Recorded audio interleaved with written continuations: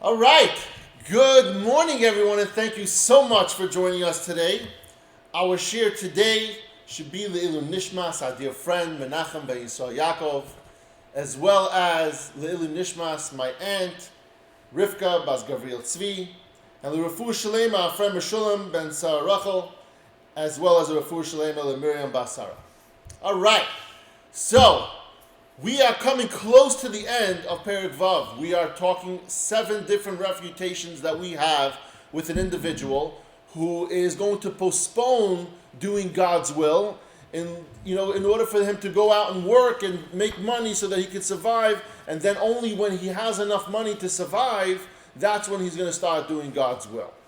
And so we compared this individual to a store merchant, and how the store merchant, gives credit to one of his customers.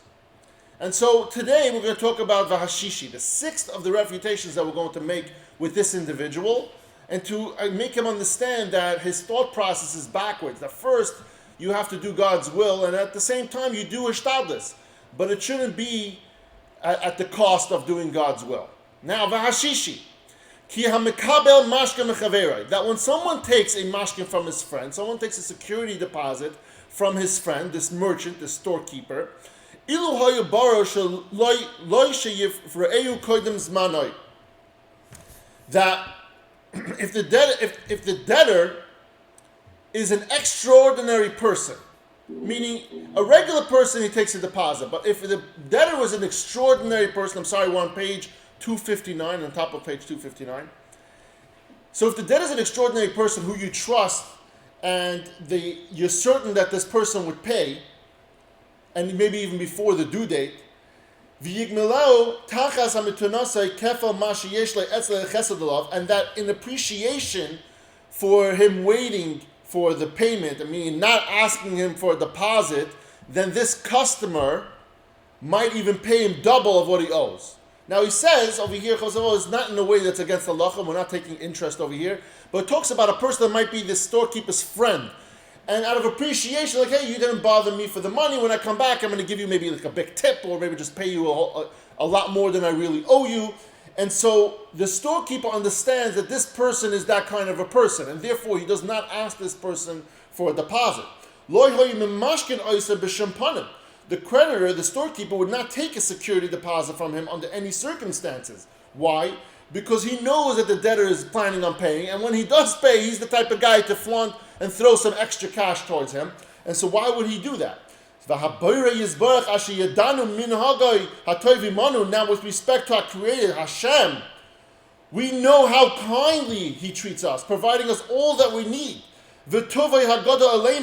And how lavishly He bestows His goodness upon us by granting us even more than what we need. That we talk about, in the beginning, we talk about Hashem, how He takes care of us. And Chadoshim Gam Yeshanim. And by constantly bestowing upon us new gifts, in addition to the gifts that He already gave us. What are those gifts that He already gave us? Hashem started giving us sustenance, our livelihoods, even before we even knew, before we were little children, before we even understood what it meant to reciprocate, to say thank you to Hashem, to do God's will. And so Hashem was already on the train of giving, not waiting for you to first pay Him for the goods. He's not waiting for your security deposit first. And so we know that Hashem does that for us. And furthermore, we know that He rewards us for charitable deeds and all the mitzvahs, that when we give tzedakah, when we do mitzvahs, Hashem repays us for that on this world.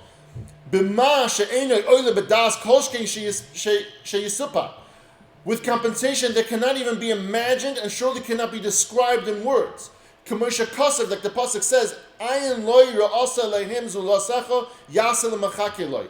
It says that no eye except yours, Hashem, has seen what He will do for the one who awaits for Him. Meaning, how are we comparing this person to the merchant? That we're not waiting for the deposit from Hashem, so-called. We're not waiting for Hashem first to give us our money that we want, for the amounts of money that we're looking for, whatever it is that we're looking for. But we first do His will. That means we're first dishing out services, like the merchant. He's first rendering the services, and he's not worried about the payment. And so he says over here that Hashem has seen what He will do for the ones who await Him, that how much schar you will get for that. Yoiser hu gnai gadol sheminashken oisai. Therefore, it would be an even greater disgrace to request a security deposit from Hashem than it would be from asking from a person. You say you wouldn't collect a security deposit from this extraordinary person that that will give you that extra cash. Hashem is giving you even more than that, a whole lot more than that. So it would be even bigger chutzpah and more improper for you to go and request from Hashem that you get a security deposit, that Hashem first give you money and then you do God's will. Thank you everyone for joining us today, and I love you all.